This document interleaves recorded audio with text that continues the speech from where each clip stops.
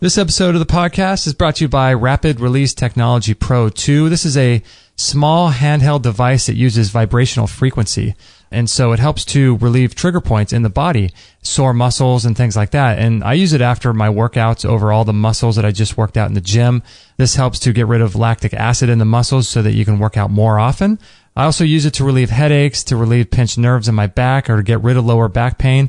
In fact, it's the only machine that got me out of my debilitating lower back pain back in June of 2016. This thing was instrumental in helping me recover. I use it also to dissolve calcification in my joints, which is nanobacteria, to increase blood flow and circulation in your joints. You can use it to calm sore muscles or to stimulate your organs. I use it every night before bed to go over all of my internal organs to stimulate circulation there. It's an incredible machine. So I highly recommend watching the videos in our store if you want to learn more about it. And we're also brought to you by the Biomat. If you guys are unfamiliar with the Biomat is a mat that you can lay on, and it has so many different uses. It uses far infrared technology in much the same way that our sauna does, but you can use it while you're driving, while you're sitting in your chair working. You can use it while you're doing yoga or reading or meditating. It has a million different uses. It helps to assist the body to heal from disease by oxygenating the blood, increasing heat shock proteins, increasing circulation, preventing sickness, and helps flush toxins from the lungs and the lymphatic system. It's an amazing device, and I highly recommend you have it around your house in case you ever need to heal from anything and to prevent sickness and disease. It's an incredible machine. So if you guys are interested in the Biomat or the Rapid Release Technology Pro, just go to extremehealthradio.com/493, and both of these are available in our store as well.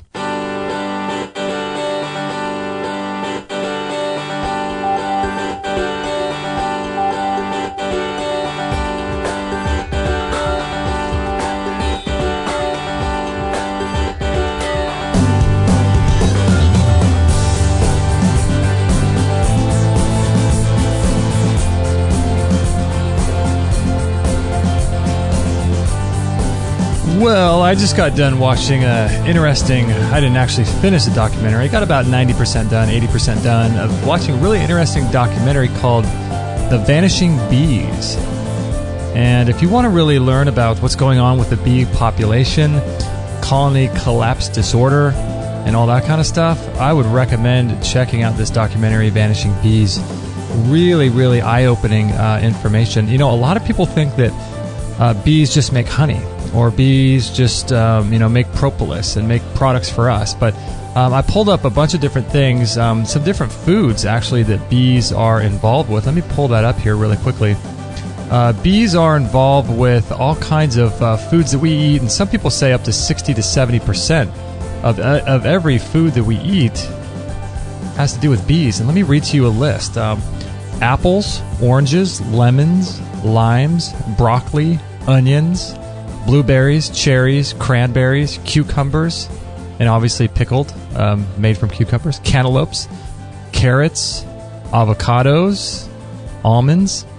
I mean, these are all directly correlated with bees. And whether or not, if bees stopped existing, imagine those foods going away, and also many other foods as well. And like I said before, people say up to 60 to 70% of all the food that we eat around the world has to do with bees. And so today we're going to be talking about colony collapse disorder, the role of the bee, and what's going on with bees, and why it looks like they are their colonies are just collapsing. And this has been going on since the early 90s, and has recently been sort of publicized by this documentary called VanishingBees.com. Really, really fascinating. So we got Maryam on the line here from honeycolony.com. This is episode 493, and if you'd like to sign up to our newsletter, that would be the best way to stay up to date with all the shows we have going on. We do 3 shows a week, and if you want to join our newsletter, we send that out on Mondays and Fridays, letting you guys know of all the shows that we're doing so you never miss anything. So if you want to do that and get some great bonuses and stuff like that, you can go to extremehealthradio.com. Actually, the best way to do it would be to simply text the word Get Healthy to 33444 right there on your cell phone right now. So if you're able to do that, texting the word Get Healthy to 33444, you can get access to our newsletter. Sign up. I'll send you a bunch of cool audio bonuses, as well as a great ebook too right away. So if you want to do that, that would be great. This is episode 493 with Maryam Henein from honeycolony.com. super excited to talk about this subject just because I've just watched this, almost got done watching this documentary, Vanishing Bees. So this is going to be great. Thank you so much, Maryam, for being on the show today. Thank you. I'm excited. Thank you for having me. Yeah, I just, I didn't quite finish. I think I was telling you before the show, didn't quite finish the documentary. I got about a little over 3/4 of the way done, but that is a great, great documentary, Vanishing Bees.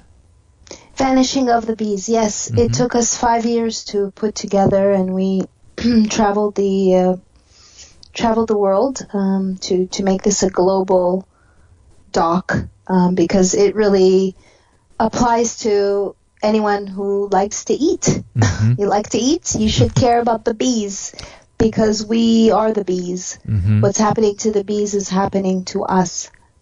Yeah, and was I correct? Is it 60% of the food that we eat? Is that roughly about right?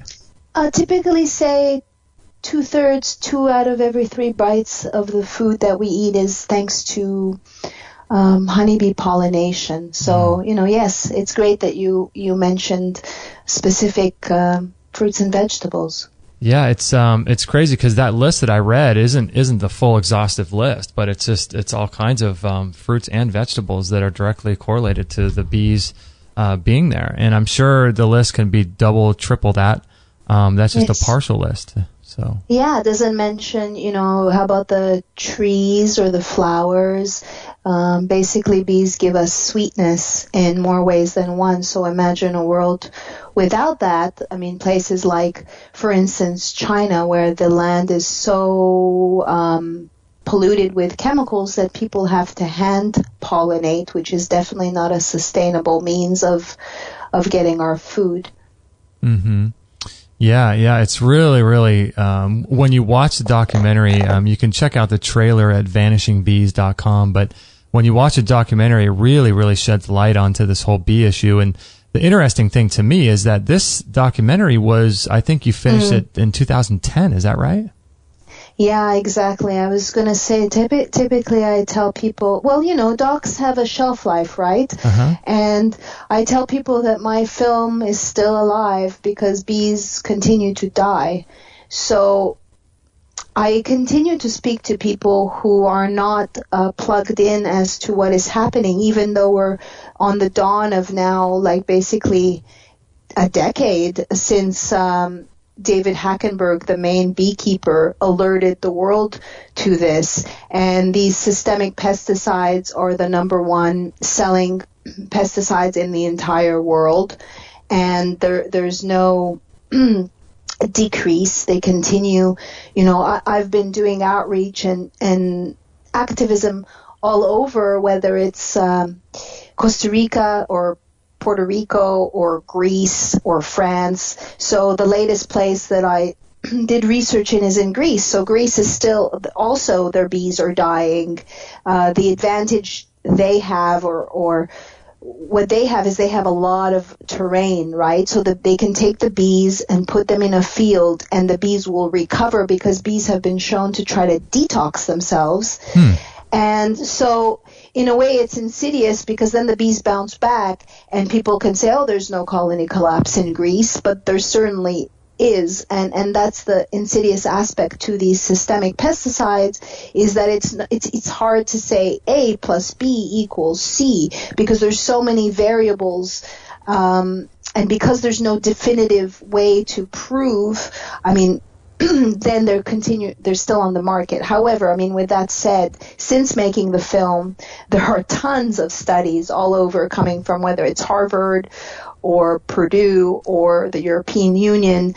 There's a whole task force dedicated to putting forth studies that show that these systemic pesticides are dangerous.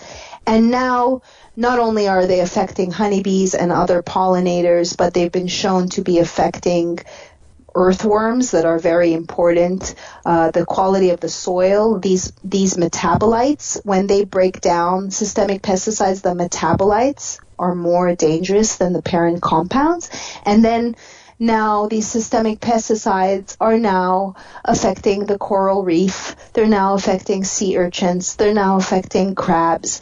I mean, this is to me, it's heartbreaking what we are doing to our planet. I know. It's fascinating. Well, that goes to show then what's going to go on with this whole merger, because Bayer is responsible for a lot of the pesticides, like the Gaucho or whatever it's called, and now they just merged with Monsanto. Yes. So what's that going to do to affect all this? Well, it's now we're looking at there was a reference to the big six, Dow, DuPont, Syngenta, BASF. Bayer, Monsanto, and now there's been mergers, so that we will be looking at the big four. And Monsanto has such a bad name that it'll be. They're hoping that. Well, I'm suspecting that in like 10 years from now, it's a wash. You change the name. The fact that Bayer and Monsanto are merging, and the fact that we're even allowing such a merger to occur, is not good news. Yeah, it's fascinating. What I thought was fascinating too in the documentary was that a lot of times when people think about pesticides being sprayed on crops and things, they just think of the actual airborne pesticides and chemicals in cloud form falling down on the plant itself. But what this was saying was that the pesticides are actually being somehow infused into the seeds, and then the seeds grow into plants, and then the plants put off this chemical, and then when the bee tries to pollinate that plant and it uptakes those chemicals from the plant, it starts affecting their nervous system. So it's not necessarily chemicals on the plant itself, although that's an issue too. But I thought it was interesting that this stuff is being put through the seed and then into the DNA and genetics of the plant.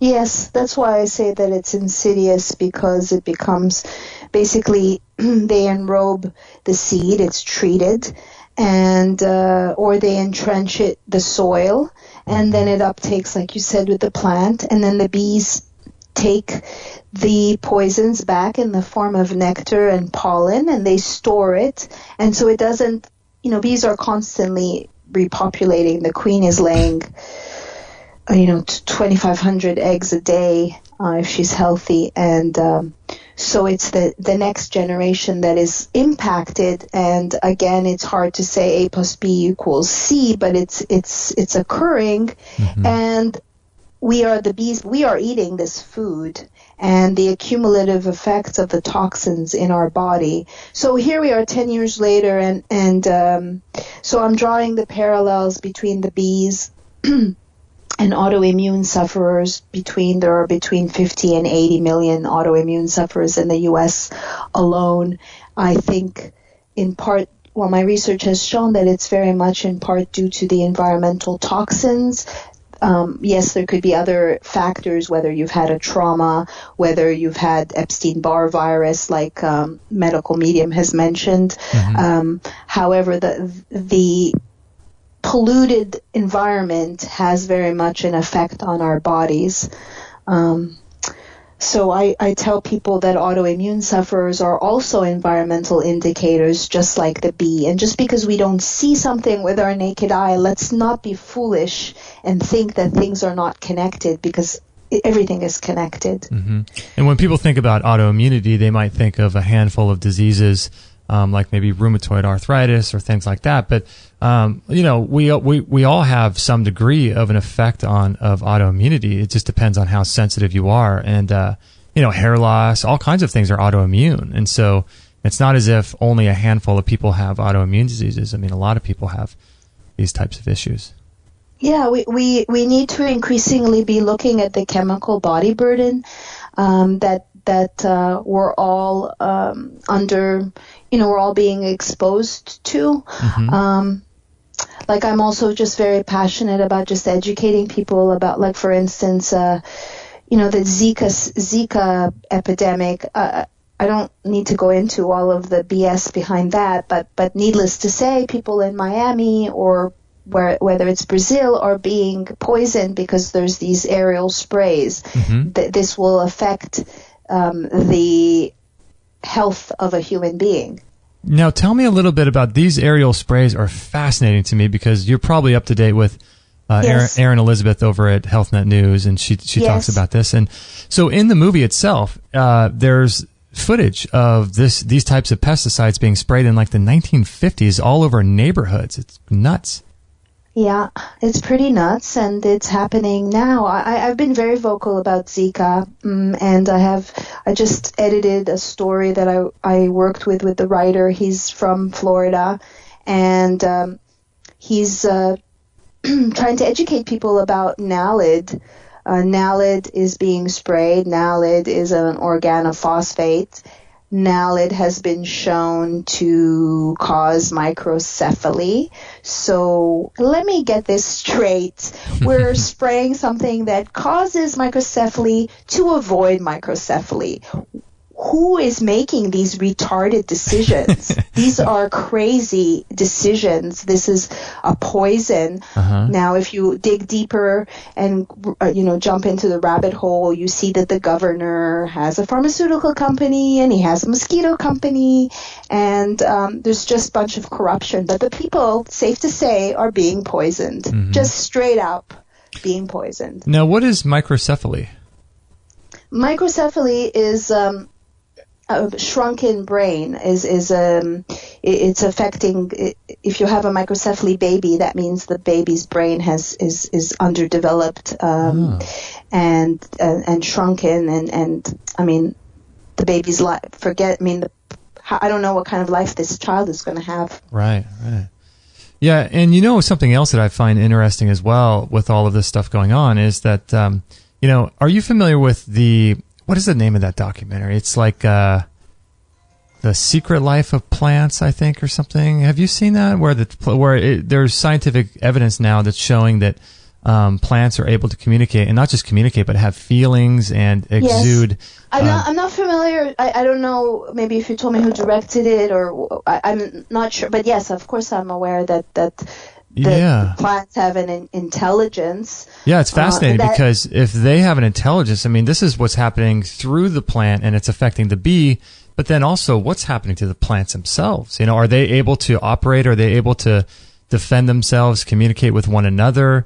Are they able to produce the kind of fruit that, humans need to exist, and on down the line? I mean, this is happening to bees through the plants, but the plants are being affected by the stuff too. Yes, absolutely. But that goes back to a bigger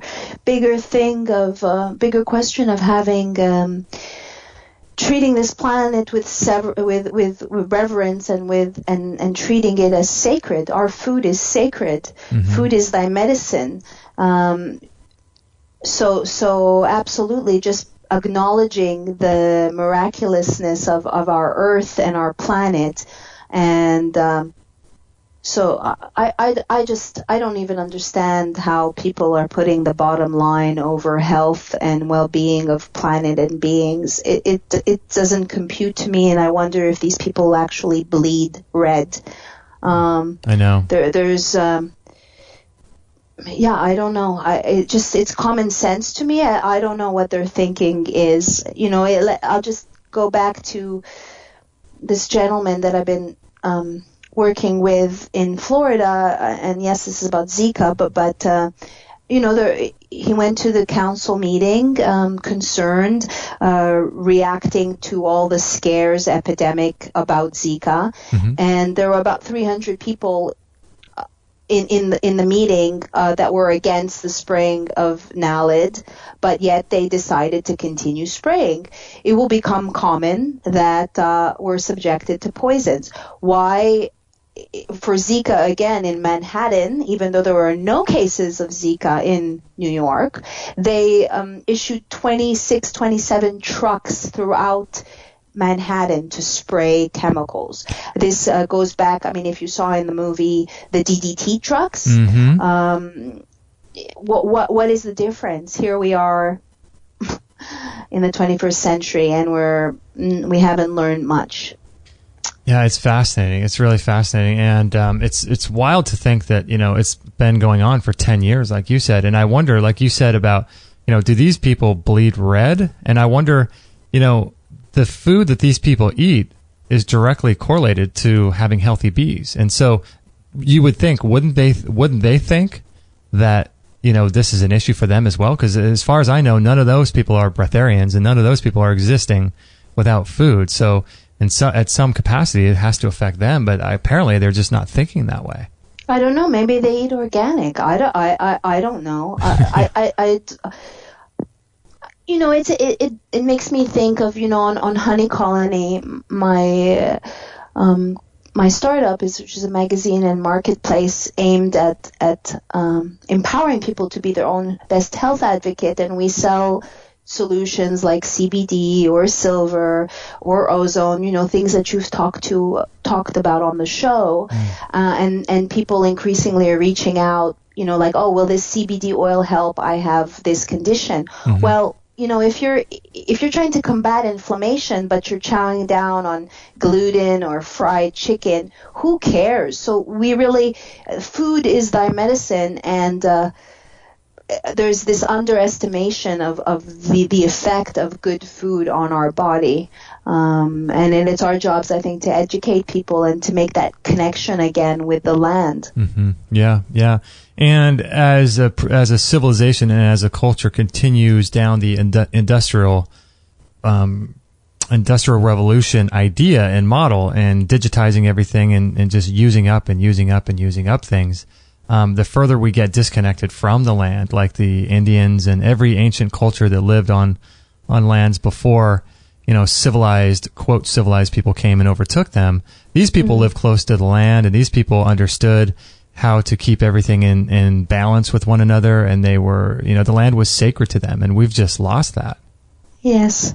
Yeah, we need to recreate a connection with that. And I think also individuals that are mindful of being healthy, they need to now incorporate like a gentle way to detox on a regular basis. Like, for instance, I do coffee enemas. I'm a huge fan of coffee enemas. Mm-hmm. Or glutathione, or ways, especially people who do have an autoimmune, because they have a sluggish liver. It's difficult. They need a boost or an aid to help them detox. So I highly recommend incorporating, even if it's something like charcoal, like I'm going to be doing a consultation with someone who's actually in Florida, in Miami, a little bit later, and she's been feeling ill. I have to bring it to her attention that she might be feeling ill because of these constant sprayings that are occurring on Sundays. Now, is that still going on, Maryam? Is that still happening in Florida? Yeah, it's still happening. I think it's abated a little because it's the winter. Wow. But they're still using a chemical called Do It in one of the counties, and they will pick it up again, unfortunately, once it's warm and the mosquitoes are out. Mm-hmm. I believe this is going to be a regular thing. People are going to get accustomed to like spraying. And then for those people who, they get the knock on the door and say, okay, we're going to spray now. And their reaction is, oh, thank you for taking care of this mosquito problem. You need to wake up. That's not what's happening. You are being slowly poisoned. This is not me being conspiratorial. This is a fact. Mm-hmm. Look at what they're spraying and look at the consequences of, let's say, Nalit or Do It. Yeah, it's crazy if you see what's going on out there. I mean, you look at all the different areas that we're getting sprayed and bombarded from. I mean, there's a lot of controversy over chemtrails. People say they're yes. dangerous or not, but regardless, it's smoke in the air, and who knows what's in that smoke, right? Who knows if it's designed to depopulate, or if it's just, who knows if it's just, there's nothing conspiratorial about it at all, but regardless, it's still smoke in the air that's, affecting the atmosphere. And you look at that on top of, have you been up to date with all of this spraying that they're doing now when flights are coming and landing in from South Africa and things? People are being sprayed inside the airlines? Yes, I've written a lot about that, and actually I'm interviewing Erin Brockovich, and I hope to, been saying it for a while, I want to do a class action lawsuit, but I'm talking more about pesticide spraying on the planes with people still on it, right. And they think, oh, this is a very innocent air freshener. No, it's a pyrethroid, which is also a neurotoxin. Yeah, it's funny. Is that what you're talking about? Yeah, it's just crazy what happened, what is going on in the world, and what people are becoming comfortable with and being okay with. And like, I think it's going to get to the point like where you said, where not just things are happening and then on top of that, people are okay with that, but it's getting to the point where they're going to be clamoring to be sprayed, I think. What do you mean clamoring to be? They'll want to be sprayed? They'll want to be sprayed. They'll want to be or have their crops sprayed because, you know, like you said before, people are going to be happy that the man came to their house and is going to spray their tree to get rid of mosquitoes. You know, it's going to get down to that, I think. Yeah. I believe that I'm a positive person. I look for solutions. So when I say that, 10 years from now, if we continue down this trajectory, if I meet you and you tell me you're healthy, you will be an exception. Wow, mm-hmm. You're a healthy human? Mm-hmm. How do you do it?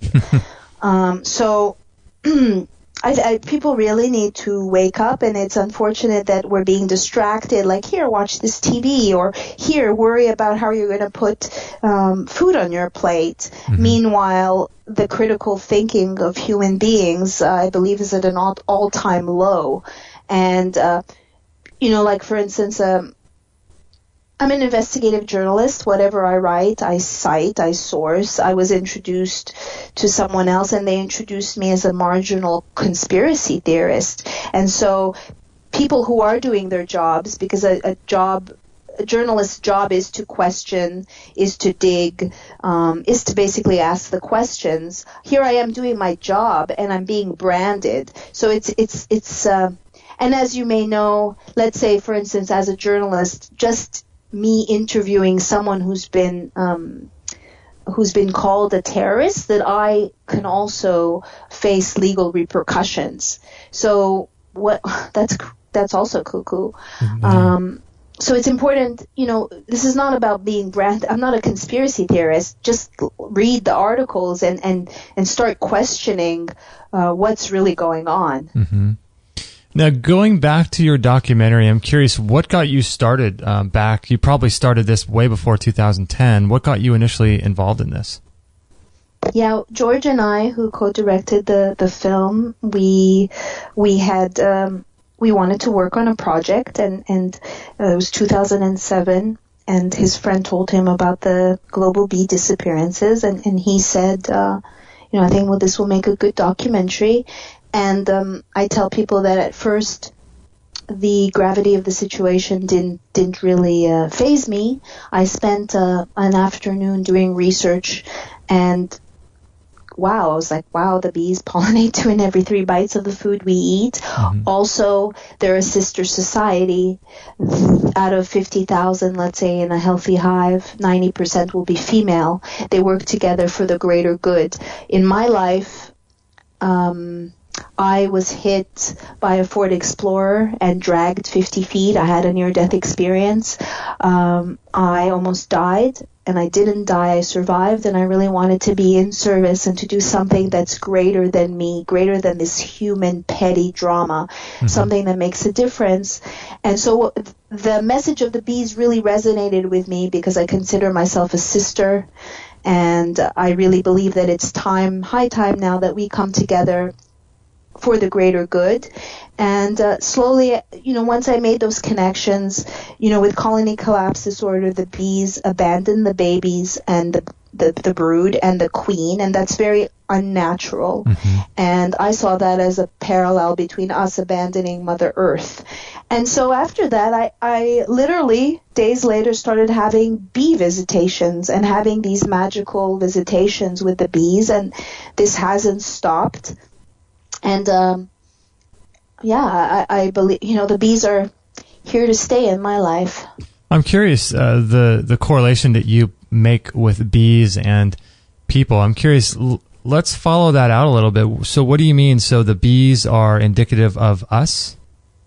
Well, bees are first of all, they're ancient. They're messengers. They're known. So I say to people, bees have a message. The question is, will we listen? So when I say we are the bees, what's happening now to the bees is happening to us. So that's That's what I mean. They are a symbol, and it's happening to us now. It's not it's no joke. Yeah, I hope that makes it clear. As far as positioning autoimmune sufferers as environmental indicators, that's because, let's say I have multiple chemical sensitivity, because ironically, after making the film, I too was exposed to pesticides just like the bees.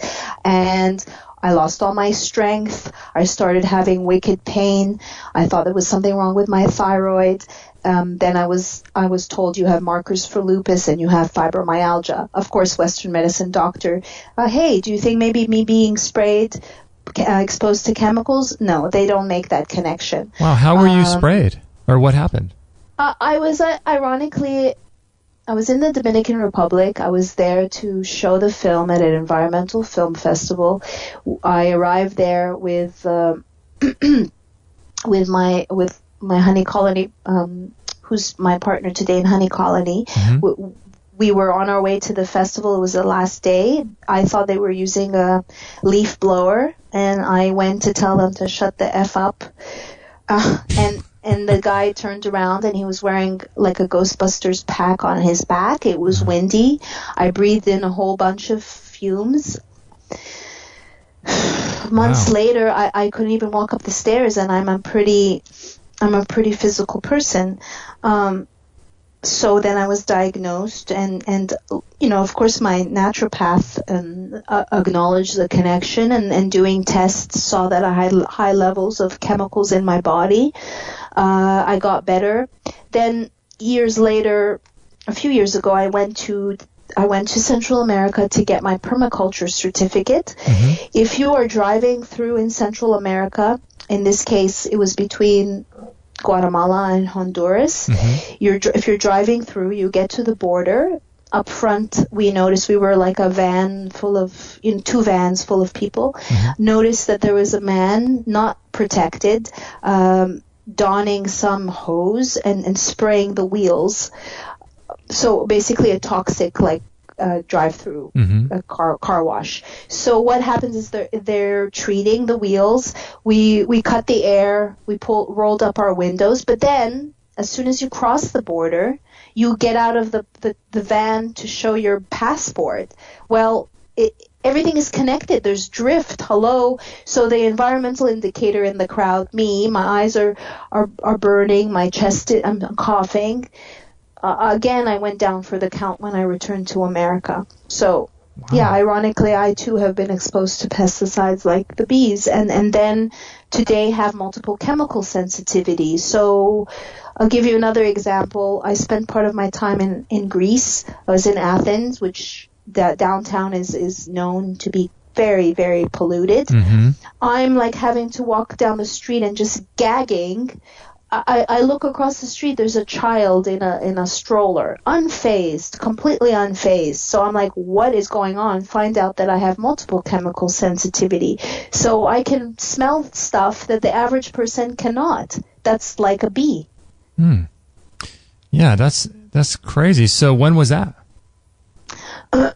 Well, Central America was now, I guess, about 2 years ago. The realizing that I have multiple chemical sensitivity just kind of occurred this summer when I was in Greece. I stay in a small village of 400 people. I can walk down the main road of the village, and I can smell the rubber. I can smell some of the electricity poles. The poles are treated with chemicals. A lot of times they're actually treated with systemics. I can smell that. I can just pick up things. It's crazy. It's crazy how sensitive there was a movie years ago starring Julianne Moore called Safe, and she had multiple chemical sensitivity, but this was I think the movie is 10 years ago. Oh, wow. So when I watched it, she just comes off as like a freakazoid. So now can you get tested for chemical sensitivities? There's one woman who's created, it's now referred to as TILT. I offhand don't know what TIL stands for, some type of intolerance. Okay. So there is a test you can take. And another thing is a lot of people who've been exposed to mold, which I have been exposed to mold, also helps make them super sensitive. I've spoken to some mold warriors, one woman, excuse me, who became so sensitive that she and her partner, she can drive through a town and tell if there's some type of spore based on how she reacts. So she's even more sensitive than me. Wow. It's crazy how some people, and so I see it as like these people are here to help us gauge whether our environment has been polluted in some way. Yeah, that's so interesting. So in the movie, it was saying that that the bees were starting to show signs of being sick and being debilitated and things like this around 1994, and I find that to be really interesting because that seems to be the time that the internet came out. I don't know if there's any correlation between. I know in the documentary you guys talk about cell phones and things like that. Do you think there's anything to any of that? Well, I just want to clarify that it started in the mid-90s in France. Okay. Because that's where the systemic pesticides were first introduced. Okay. Bees, and we everything is connected, so everything is affecting everything. Mm-hmm. However, with colony collapse disorder, the bees do not communicate with the same frequency as cell phone towers. So that is like just a falsehood. That is not colony collapse disorder, where it's this neurotoxin that is impacting their navigational capabilities, their foraging capabilities, and a honeybee cannot survive more than 24 hours without her hive. So here she is in this horrible monoculture where everything looks the same, gets disoriented, cannot make it back to her hive. So and that does not mean that electromagnetics, I have a grounding pad. I noticed that in Greece, for instance, my dreaming came back. My girlfriend was like, yeah, it's probably because the electromagnetic field in Los Angeles is so much way worse. So that's not to say I don't use my cell phone to my ear because I've noticed that my neck will hurt the next day. So I'm not downplaying cell phone or radiation. I'm just saying that with CCD, it's just like everybody loves to hate Monsanto, and they'll someone will say, oh, it's Monsanto killing the bees. No, we have to get our facts straight. Monsanto, let's say corn, the seed is genetically modified, but the seed is treated with, let's say, clothianidin, which is a systemic pesticide. So let's get our facts straight here. It's important because if not, we'll just be discredited. Yeah, and you know what also, too, there could be the situation going on where the bee's immune system is being affected, obviously, by these systemic pesticides, but then on top of that, so now you have a sick bee. And so maybe the introduction of EMF could be affecting a sick bee. So it's not one thing, but it could be one thing, but it's everything together, like you said, right? Yeah, it is everything together, and I believe also, there's a group of people we're dedicated to the truth. We're dedicated to the sacredness of this planet, and there's an abyss, and I said this like years ago, probably in 2009, there's an abyss between the people that are like just in the treadmill, I'm watching TV, I'm eating crap, I'm asleep, and the people who are like, I'm waking up, this is what's happening, this is how we have to come together, this is how we have to treat the earth. And it's almost like there's two realities going on now. Which one do you want to be a part of? Do you want to be part of the solution, or do you want to be part of the problem? Yeah, that's so true. Now, I was going to ask you about, because a lot of people think that, bees, all they do is create honey, but it's so much more than that. In terms of the honey, though, and bee products like propolis and bee pollen and honeys and things, is there any issue with consuming those things these days? Well, Justin, the fact that you come to that conclusion is good. It's good to think that way, because let's say they found in one grain of pollen, one little baby grain, up to and maybe it's more, up to 14 different contaminants, different pesticides. These pesticides synergize with one another. Let's say the beekeeper is treating the hive with miticides or fungicides. That all impacts. And so also considering a bee can fly 5 to 9 miles away from her hive, she's a flying dust mop. And so we do have to question where has this honey been? With the honey, I think that maybe if it's water soluble, and a lot of these chemicals are fat soluble, I'm at this point need to revisit, but yes, you have to consider, where is my honey coming from? Do I have a connection with my beekeeper? Do I know if this is pristine? It's a good question to ask. Yeah, it's challenging because bees, like you said, travel off, and they're not like with organic grass-fed beef or things like that, or organic vegetables. It's much easier to make sure that stuff is clean, But with bees, it's so different because they could go off and drink, something like the remnants from a soda can or something like that a few miles away. So it's challenging. Yeah, that brings up a good point that they did a study recently that shows that the bees are actually addicted to the neonicotinoids. These systemics are nicotine based. So given the choice, the bees will go to the nicotine based. So what does that say? It's another parallel, like us humans addicted to the crappy food, addicted to sugar. Sugar is a huge, huge thing. So another parallel that the human is addicted to the crap, and that's like another layer because it's a physical, psychological addiction. For instance, people I'll give you an example.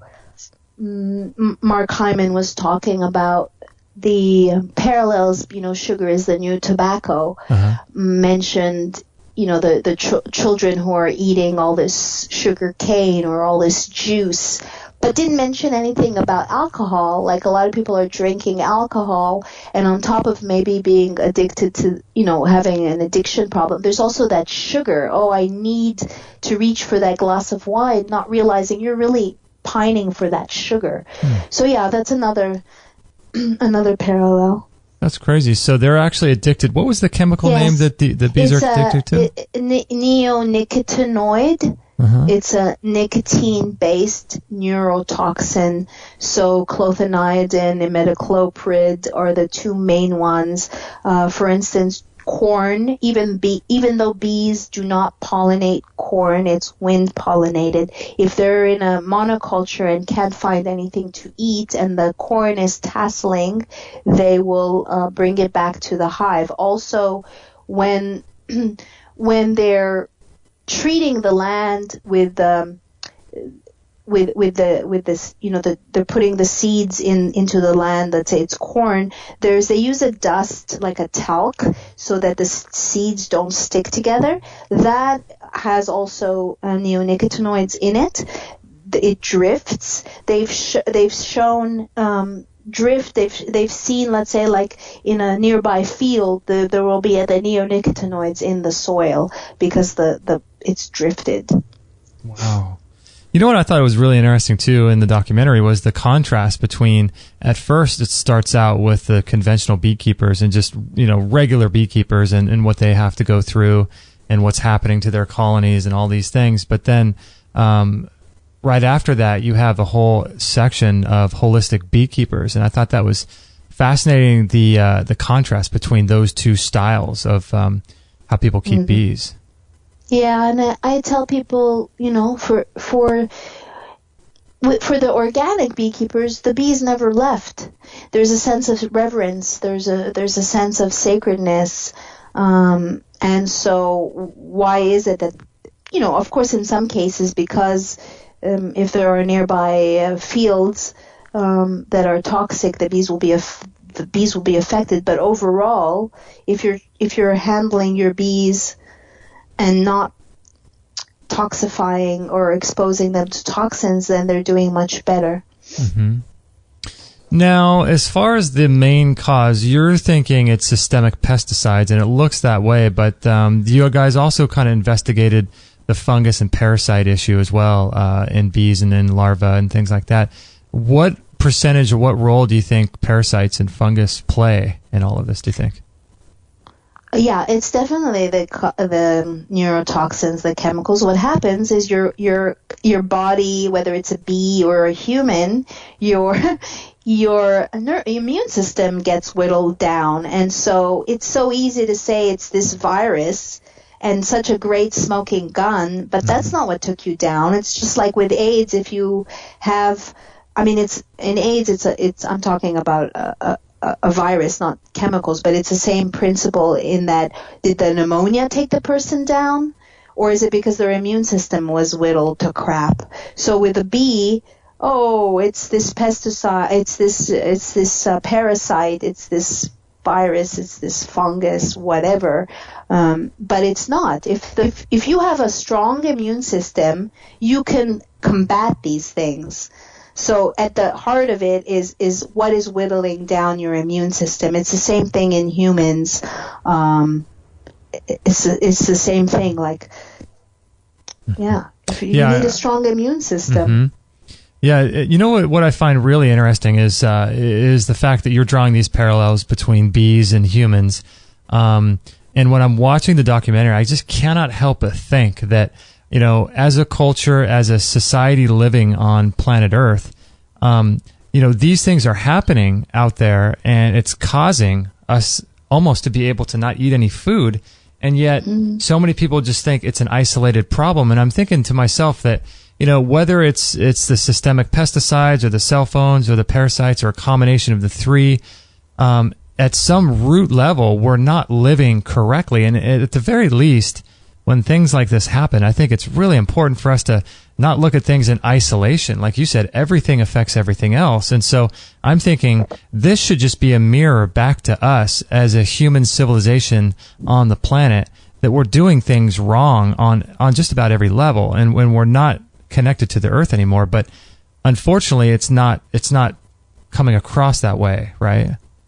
No, it's not. I mean, I personally would want to stress the role of the poisons in making us susceptible to everything else.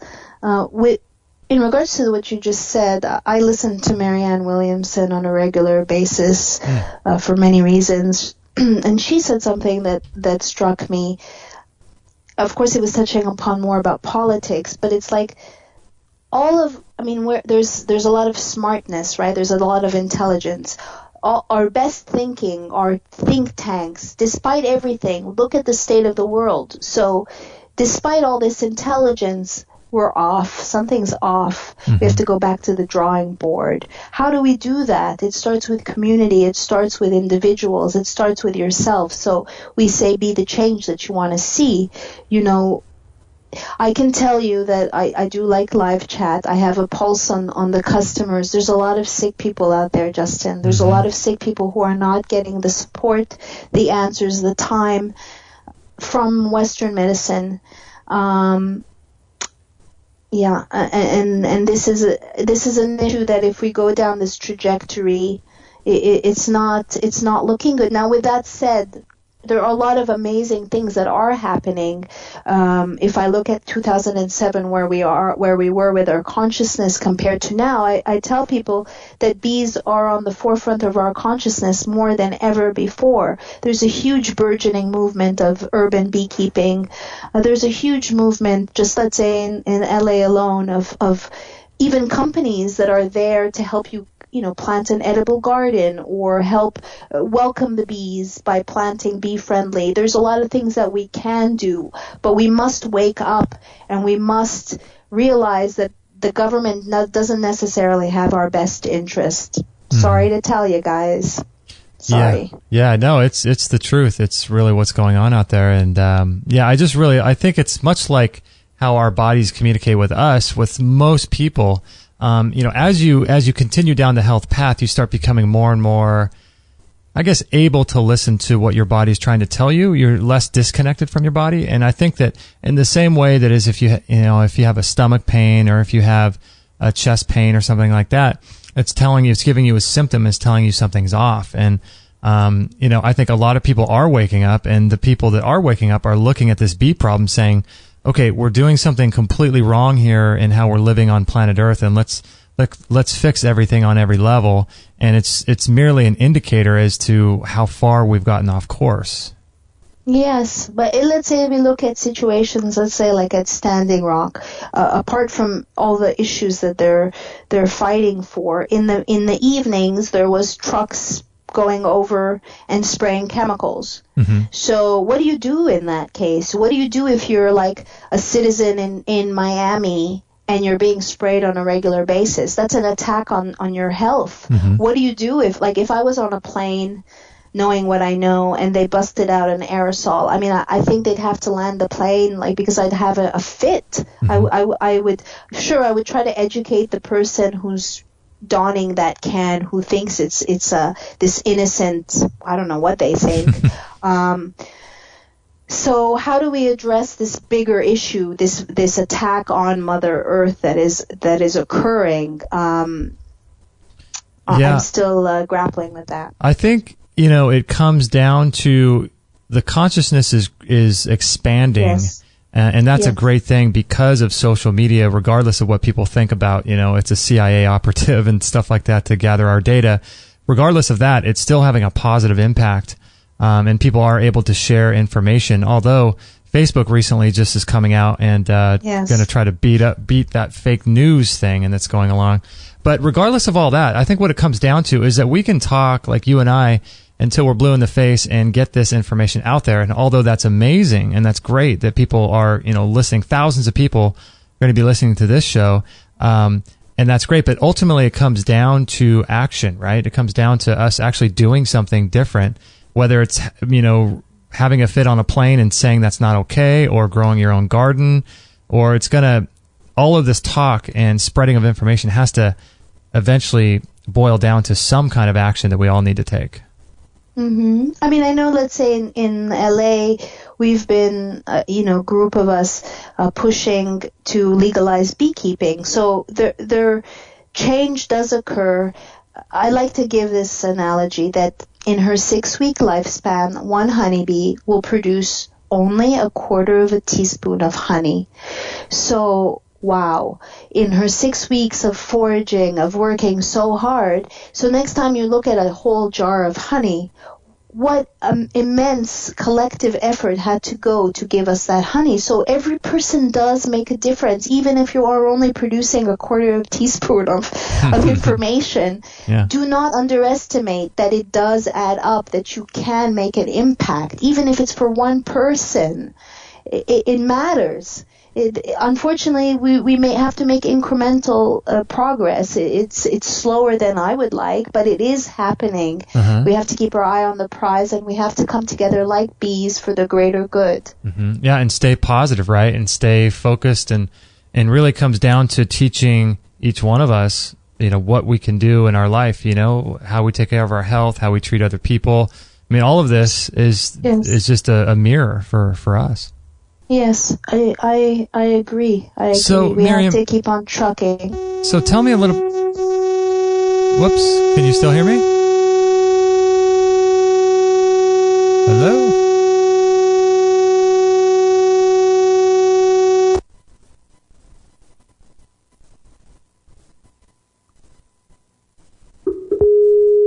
We'll try to get her back here. Let's see what happens. Not sure what was going on there. We're calling her back. Let's see what happens here. I don't know what happened to this guy. I don't know what happened. Yeah, did you hear that weird buzz? No. Yeah, that was a really weird... I've never had that. We've done... This is episode 490 something, and we've never had that before, ever. But I was going to ask you, Maryam, about the future of people waking up and beekeepers and things like that. You were just talking about in Los Angeles legalizing beekeeping and things like that.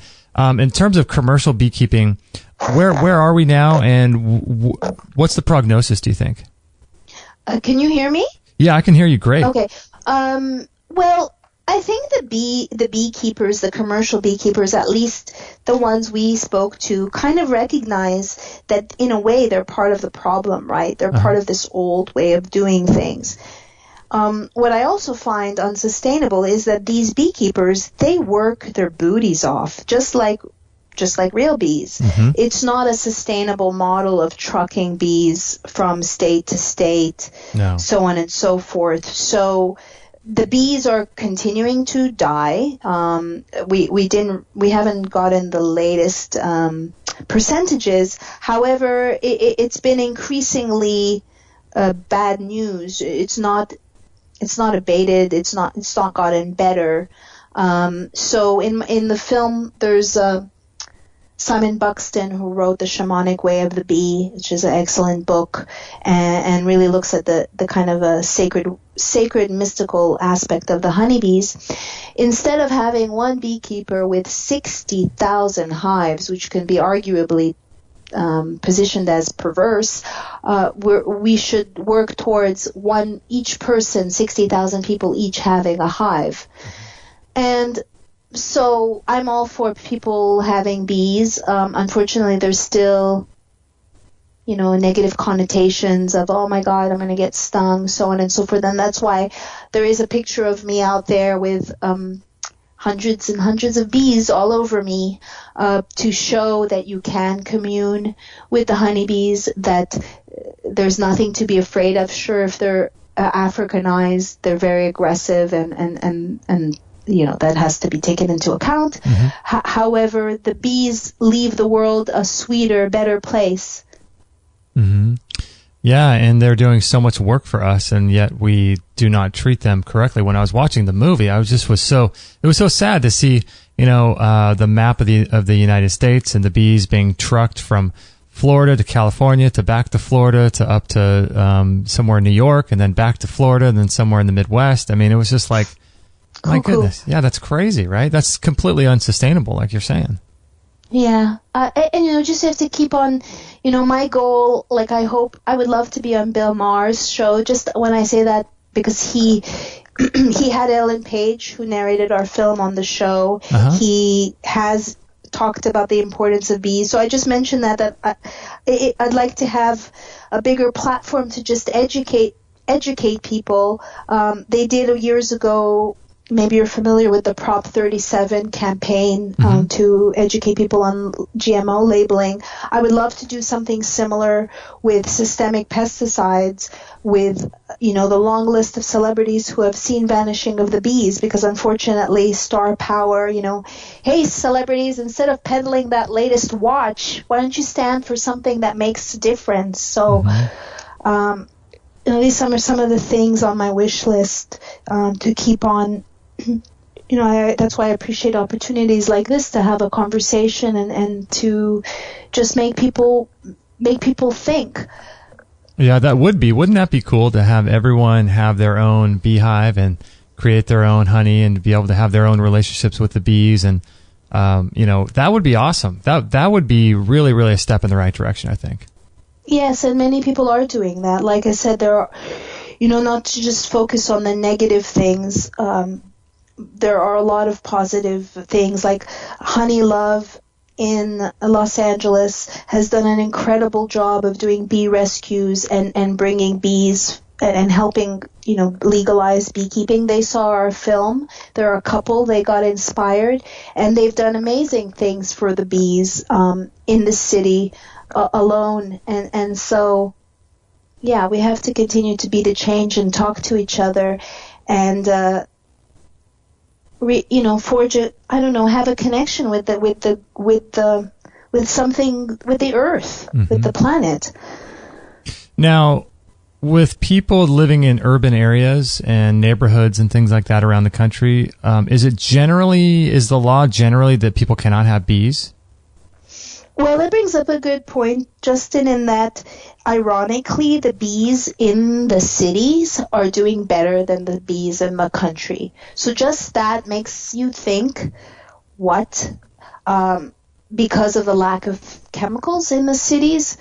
And, Montreal, Seattle, San Francisco, Paris, London, they're legalizing bees more and more. So I don't know the latest on the different cities, but again, there's a positive movement, and the bees are doing better in the urban centers.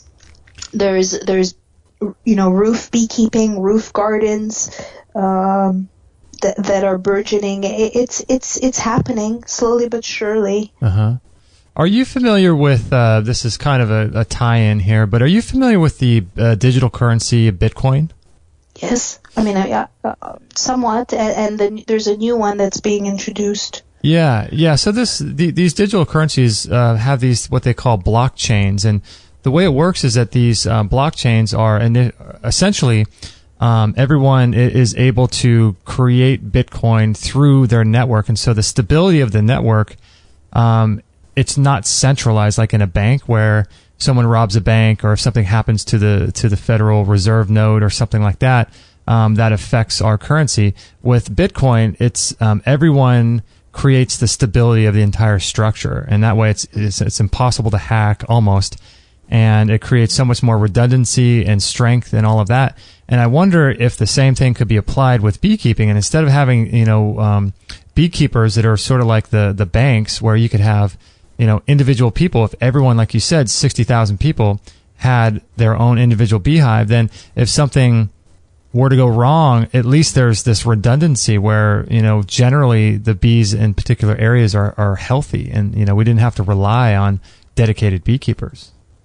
That is an interesting concept. I'm not aware of all the people who are doing amazing things for the bees. There are a lot of projects. There are a lot of people who are doing good. With that said, it would be great to have a kind of a central database to connect us.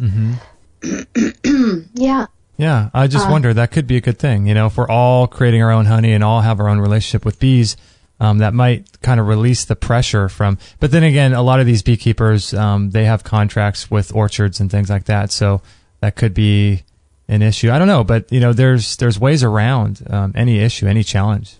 Have you heard of the flow hive? You know what? I was just going to ask you about that, but I wasn't sure if you wanted to bring it up because, I'm not sure how you feel about talking about products and things like that aren't yours, but I was going to ask you about that.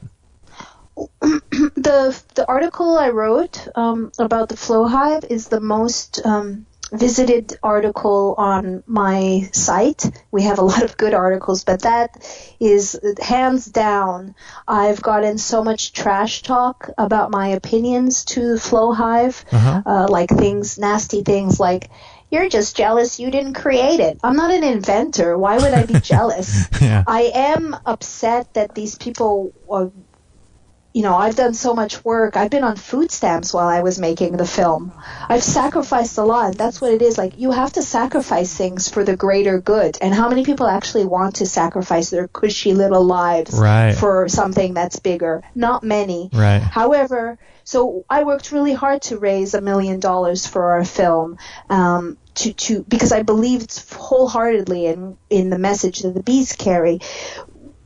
These people aimed for $70,000 and have made something like $20 million. I was upset because all of a sudden, now that the bees is a commodity where you could turn the tap and basically make it like, into a beer keg, a honey keg, that all of a sudden now you care about bees when bees are not about the honey. That's like a bonus. When I had bees, I just love to have them near me, just to have that energy, just to commune with them. So this way of like plastic under plastic, and I'm not for that. So I find it disturbing that now you care about bees just because you can get honey from it. If that makes sense, I would invite people to come and see to check out the article on Honey Colony. It's called Going Against the Flow. You could just put in flow hive, it'll come up. Okay, and that's I don't know how you think, but I know a lot of people are like excited, and I was excited first too. But then when I inspected it a little bit more, I wasn't down with that. I mean, I don't wear a veil. I'll wear a veil, but I won't wear any protection. And if I'm checking on my bees, it's not to see like, oh, how much honey did they give me this week or this season? Mm-hmm. It's like, okay, is everything okay? Do they have any small hive beetles? Can I help, move a couple of frames around to give them space? It's an assisting. It's a stewardship. It's not about the honey. Mm-hmm. Yeah, because that was one of the reactions I had to it when I first heard about it as well, is it almost makes it look like here are these amazing creatures that are here doing such great work for us, and, we're treating them like like slaves almost. And although, yes, it is great, and it's great, it's better to eat honey than it is, cane sugar and things like that. But, just taking a separate take on it too, if it gets, if someone gets into alternative health because they have a cancer diagnosis, then that's a great thing. Or if someone gets into alternative health because they want to lose 5 pounds and they realize their hormones are messed up and they've been lied to, and then they start digging deeper, that's a great thing too. So, I mean, it has the opportunity to have some great effects on people, but I'm with you that it is unfortunate when we start treating these miraculous creatures with almost just like slaves, where we can get. I mean, that's totally the mentality of the Western white culture, is that, how can we just extrapolate everything we can from our environment, regardless of our own health or the health of our future. And that's kind of the way I thought it when I saw the flow hive. Yes, I believe that. I mean, this white culture, like I mentioned that I spend part of my time in Greece. I'm part Greek. Mm-hmm. And I've fallen in love with Greece. When I tell people that I'm not easily able to get organic food, they're quite surprised. What's happening here is happening everywhere, whether we're talking about the squeezing out of the middle class, or the proliferation of industrial agriculture. It's happening everywhere. So in a place like Greece, where they have deep agrarian roots, it's part of their culture to have been close to the land, that is being taken away with the European Union and the homogenization. It's the same thing that's happening. We're losing connection with the land. So just to keep that in mind, that it's the same thing everywhere, mm-hmm. Right. So, Maryam, what are some things we can do in terms of our own life? It doesn't have to be related to bees, even if it's just being more conscious and aware of how we're living life. What are some things we could do to either bring more awareness to what's going on with the bees in our own life and with our own friends, or to foster an environment that creates health and makes the world a better place? What are some tips you have for people? Well, I would say one is to exercise critical thinking, to ask questions like, even like, where did this shirt come from that I'm wearing? Who made it? What is in my food? So many people I consult with say they have a healthy diet, but upon further inspection, it's not healthy. It's just them falling prey to false marketing. Mm-hmm. So to really have critical thinking, and to also just come to the realization that human beings are amazing, that are healing, that our body has such amazing capabilities, and to look to the bees as teachers, whether it's how to, having connection to the sacred feminine, how to work better in business because we're working together for a common good. So I'd say that, and to not underestimate the impact that one human being can have. Also, I'm a big proponent of education. I think education is the first step towards affecting change. If you want to, like, for instance, Vanishing of the Bees comes in an educational version. If you want to share it with your children, if you want to have a screening, but just to acknowledge that food is medicine and our earth is sacred. There's a lot more practical things like, look underneath your kitchen counter. If you have any chemicals, consider getting rid of them in a responsible way. I hope that answers. There's tons of things that we can do, but it starts with each individual. Yeah, it does. And I think even though people might think that, like you said, maybe they don't feel like they're having much of a change, but when people share things on Facebook and links and stories on Twitter and gosh, what's the other one? Instagram, and there's all these social media platforms, and just sharing stuff is helping make the world a better place, whether you're sharing, a show like ours or some other podcast you like or an article that you think is interesting.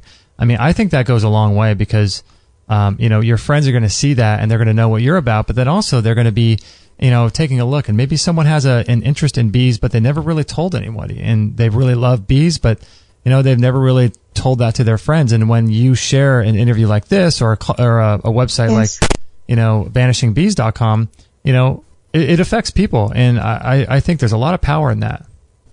Yeah, absolutely. Absolutely. And also being able to have serious discussions. To be aware that, for instance, divide and conquer and making the people divisive instead of having, you're an adult and you're like, I'm not going to be your friend anymore because you voted for Trump. What are you, 13, 7? Right? Hello, you're an adult. Let's have an adult conversation and be seekers of the truth and respect one another. So just being able to have those conversations and keep our emotions in check. I'd also like to, just as an aside, invite people to come to honeycolony.com. It's a magazine and a marketplace aimed, like I said, at empowering people to be their own best health advocate and to put honesty back into the food supply. So I'm again a huge proponent of critical thinking, a huge supporter of education. And hopefully you don't have to be sick and have a personal tragedy in order to wake up. Unfortunately, that's just the way human beings are. We wake up. I certainly woke up when I had my near-death experience, and the bees have certainly woken me up. But you have to be willing to listen. I agree. And so honeycolony.com would be the best place. But then, people can watch the documentary at vanishingbees.com? Well, they can get a copy on honeycolony.com. However, the film is on Netflix, it's on iTunes, it's on Hulu. It's available. It's just it's out there. I just had a screening. I wasn't there, unfortunately, but we just had a second screening in Greece. I had the film translated in Greek subtitles. It's translated in 13 different languages. We also have an educational version. We took 300 hours of footage and distilled it into 87 minutes, and then we distilled it again into 30 minutes. We have a study guide. I'm big into the education for our children because I've noticed that a lot of the children they have this inherent fear of the bees that's kind of downloaded into them, and there's no need. We can switch that around. Let's say on a Steiner school, they have beehives on the property, where in America, it's a lawsuit waiting to happen. I know, right? Doesn't have to be. That's so cool. So do you have any other projects that are going on, things that you're working on, or different areas of interest that you're going to be exploring on honeycolony.com? Well, Honey Colony is a full-time endeavor. I'm working to, like I said, just bring more awareness to what's happening with Zika, which is a whole can of worms in itself, and I'm very passionate on educating people about the fact that they're spraying pesticides on planes. So someone that's an elderly person, a child, an autoimmune sufferer, I don't want to be exposed to chemicals. So bringing awareness to that, just continuing to share the message that the bees have. That's a full-time job. I'm always looking for opportunities to share my knowledge and help inspire others, whether it's, by sharing my own personal story of almost being killed by a SUV, and if you look at me, you wouldn't know that I'm 43, that I tell people I'm the healthiest sick person I know. I'm a healthy autoimmune sufferer. I'm actually can show lab results now to show that I'm reversing my autoimmune. Oh, wow. So to inspire others, I have an ebook that I put forth that's free for a limited time, just showing actual tips and that I've done, things that I've actually done to reverse the autoimmune. It is possible. Health is a right, is our birthright, and it is possible. It's not going to be easy because you probably have to make changes in your life, but it is definitely possible. Yeah, and anything that's worth it, you have to work for it, right? You got to earn these things. You can't just expect it to be there, especially in our culture today with all the toxicities. I mean, you have to work hard to be healthy and to regain your birthright. You know, it's not something that's just, it should be handed to you, but unfortunately the world is so toxic these days that you got to work at it. And that's awesome that you are, you're showing signs of reversing the autoimmunity. Yes. The ANA levels, which is the anti-nuclear antibodies, they typically, the range is, let's say, I'm going to say like between 0 and 40. Mine have been 640 for 6 years, through metabolomic medicine, through coffee enemas, through gentle detoxing, through eating certain foods, and treatments like ozone, CBD oil, silver. I now can show that they're almost in normal range, because there are people that I've encountered that get really upset. There's no cure to fibromyalgia. They're invested in being sick and being victims, and I'm not. I'm invested in being healthy and inspiring you to also claim your health. Yeah, that's awesome. That is so cool. That's so empowering too, to know that people are out there doing, working on themselves. That's awesome. So the best place would be honeycolony.com, correct? Yes. Okay. Come check us out. You can find me on Twitter. Anybody that has obviously I have a soft spot for autoimmune, because it's a growing number, 50 to 80 million. Anyone who needs like someone to help them, like a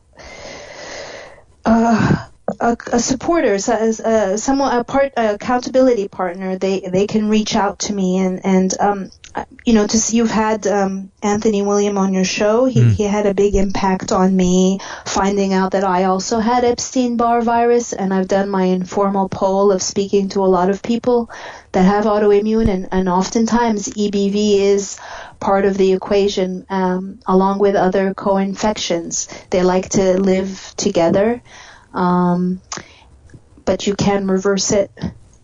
Yeah, that's awesome. That is great. You know what? We did a show. You might want to listen to it with Marcus. I think his last name is Freudenman, is how you pronounce it. Just yesterday or the day before, episode 490, you mentioned ozone. Yeah. So he's got some really interesting things to say about ozone. You might want to take a look at that. Okay. Yeah, great stuff. I'm about to start. I think. Is it an old show or a new show? Because you've talked about ozone on your show before. I think rectally ozone therapy, right? Yeah, we have, and the most recent one, 490 with Marcus, was really interesting, I thought. Okay, I'll listen. Yeah. Is it out already? Yeah. It's right now. It's at the top of the homepage, but it was really a fascinating guy. Thank you, Justin, for what you're doing. It's always a joy for me to connect with others that are also part of the solution and wanting to empower others and educating them about health. Thank you so much. Hang on the line there, Maryam, really quick. I'm going to close out the show.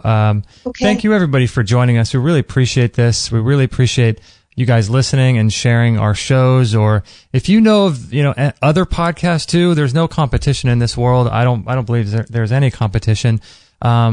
Go on to other podcasts, share stuff with your friends on Facebook, share our show, share Maryam's website, honeycolony.com. Share this stuff with your friends, because that's part of how we're going to change the world, is getting information out there. It starts with education. So, in any event, let me make sure I get the correct show number for this page. So if you want to check out the show on the website, it is extremehealthradio.com/493. So extremehealthradio.com/493 will be the website for this, or the web page for this particular show. So we appreciate you guys so much, and I will be back right after this with my final breakdown of the show, and we appreciate it. We'll catch you guys on the next episode.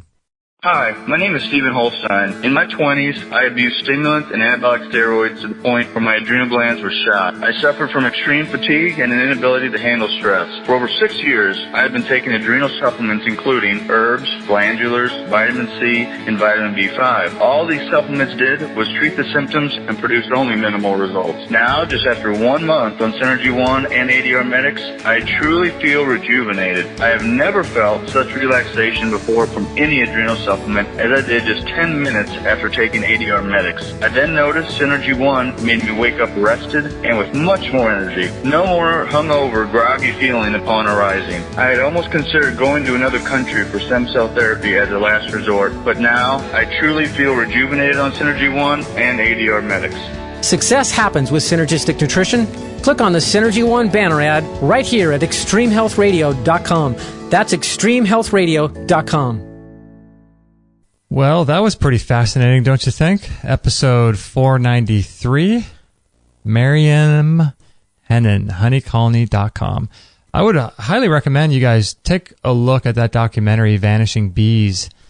Like she said, it's available on Netflix, which is cool. And I watched it, and it is really, really good. You should really, really watch this thing. I think it's fascinating. You know, and I find it interesting, too. You know, it's so bizarre how so much of a life-changing perspective and way of viewing the world can come from something like, you know, bees. But when you start looking further into these issues and further into our health and well-being and what we're doing to the planet, it really does cause you to step back and say, you know, what are we doing wrong? You know, you look at people, you know, and I think it's really important, I think, that God's always speaking to us. Always. And so when we start looking at things and we think, okay, why are so many kids coming down with autism? Or why are so many people dying in their 60s? Just a couple days ago, a major sports announcer guy for the NBA died of leukemia. I think he was 65 or something. You know, and in my opinion, that's way too young to die of cancer. But then again, you look at people that are younger, you know, dying, little boys and girls of leukemia. And, you know, it's important for us to step back and say, you know, what's going on? Why are these things happening? And are there other problems underlying what's happening? And if there are problems that lie underneath what we're seeing, you know, what can we do about it? And I think that is what's so cool about, you know, holistic medicine and holistic doctors is they're looking at the body as an entire whole. They're looking at the body as a whole being. And so they're understanding, a holistic doctor will understand that, you know, your energy, your past traumas, your physical scars, your diet, your chemical exposure, all of these things play a role in your health, not just, you know, eating, you know, a healthy lunch, you know, or maybe not just eating a green juice every day, but they're looking at every little thing. The whole entirety of how we live our life affects our health. And so that's what's so cool about looking at issues in a holistic way. Holistic just meaning, you know, looking at these situations and circumstances and things that are happening in the world, looking at them in a way that is trying to understand the cause and understand what's really happening. And I think that's what's so cool, because it is true that you could look at a situation like colony collapse disorder and extrapolate a whole ton of, gosh, what would be the right word? Lessons or learnings that you could get, or maybe God is speaking to you through a situation. And so that's what I find to be so cool, is that you can look at these situations and draw comparisons and draw, you know, lines to you and see how it's affecting you, or how you are an archetype within that situation and you represented in that situation with each entity in that situation. So like she was saying during the show, you know, we are the bees, and you look at the same thing that's happening to the bees is happening to us. And, you know, I couldn't help but think that during the show, it is so interesting to me. I brought this up during the show, but, you know, the bees, this whole CCD, colony collapse disorder, should be indicative of how human beings are living on the planet. You know, I just got done reading a really great book called The Vision by Tom Brown. I would highly recommend checking that out. That book is so good. I reread it This was the second time. I read it about 15 years ago, but I just read it again a couple months ago. But it really that book is it's basically a story of a little white boy, true story, living in New Jersey. And he befriends an Indian that was living off the land near his home. And that Indian lived close to the land in accordance to its tribal cultures and all of that. And he teaches this young boy, Tom Brown, the ways of the Indian. And it's a spiritual journey through learning how to become a man and learning how to become an adult and someone who lives a spiritual life and is awakened. And it's such a good book.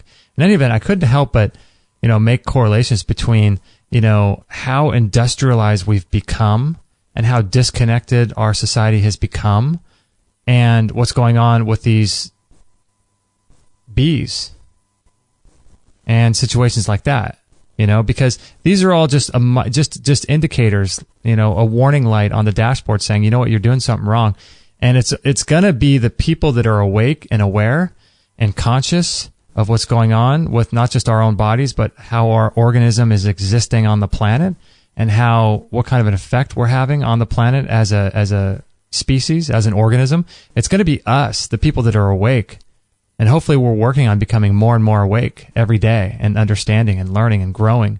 And it's going to be people like us that makes the change, because change isn't going to happen with trying to wake up the politician. The politician's bought and paid for. He's been sold down the river many moons ago, right? So it's not the politician who's going to change things. The way things are going to change is you and I. And I think one of the things that we talked about during the show was that, is that every little thing, how we live our life, is really a vote, right?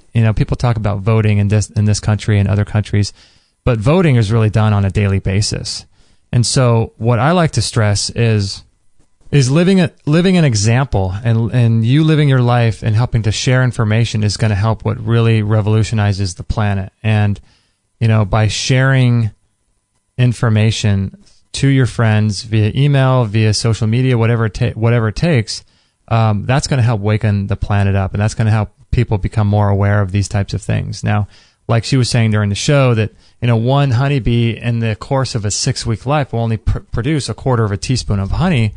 But you look at a 16-ounce jar of honey, of which there are, hundreds on one shelf in one grocery store of one kind of brand. And then you look at all the other brands that have hundreds of jars of honey, and you look at all the work these things are doing, and you just stand there in awe. You stand there in gratitude. And that's really what it comes down to is becoming someone who is a living example of the change that you want to see in the world. And we all have our different ways and unique talents and blessings of doing that. And ultimately, it comes down to choosing what kind of entity you want to be on the planet. Do you want to be a joyous entity? Do you want to be someone who's affecting change? And that's what it's really all about, right? So I thought that show was really cool. It's cool to bring light to particular subject matter that we're not necessarily, talking about in our culture. There's not a whole lot of people talking about these things. Although it is bizarre, though, when you watch the documentary and you see, these people, this is their livelihood, this is their entire life, and there's people protesting, and there's conferences, and there's meetings and stuff that's going on all over the world, all over the planet, about this subject. But so it's cool to learn something, I think. And this is where real education comes into fruition, I think, is that, people are going to be moving more towards self-education and online classes and courses and online programs and things like that, I think. And I think when we can do that, then the world's going to become a better place, because we can always become hyper-focused if we want, and learn something like engineering or something that's very detailed, and we can always do that. But general knowledge and general information, I think right now we're living in an incredible time, incredible age where we can search and learn anything we want online. We can join membership sites. There's online places where you could learn and take courses. There's so much cool stuff. We just did a show a while ago with a cool guy. He's got an online, essential oils program. teaching people protocols and how to work with essential oils. He doesn't even sell the oils themselves. He has a program that will teach you how to use the oils once you have them, and for what conditions they're good for, and how to put them together, and how often to use, and all the protocols just with essential oils. I mean, how rad is that? Never before in the history of mankind did we ever have the ability to put out information like this. And so I just think I'm very encouraged by the direction we're going, although it's there's always yin and yang, right? There's always a dark side to the good side as well. So we have to recognize that. But at the very least, if we're using technology to help make the world a better place, at the very least we can offset, the people jumping out of buildings in China to build iPhones. We can offset that stuff. And those are serious issues. The mining of precious metals in Africa, that make the conductor chips that go into computers and all of this stuff. It's crazy, right? So it's important to realize that, every decision we make affects the planet, and how we spend our money is very, very important.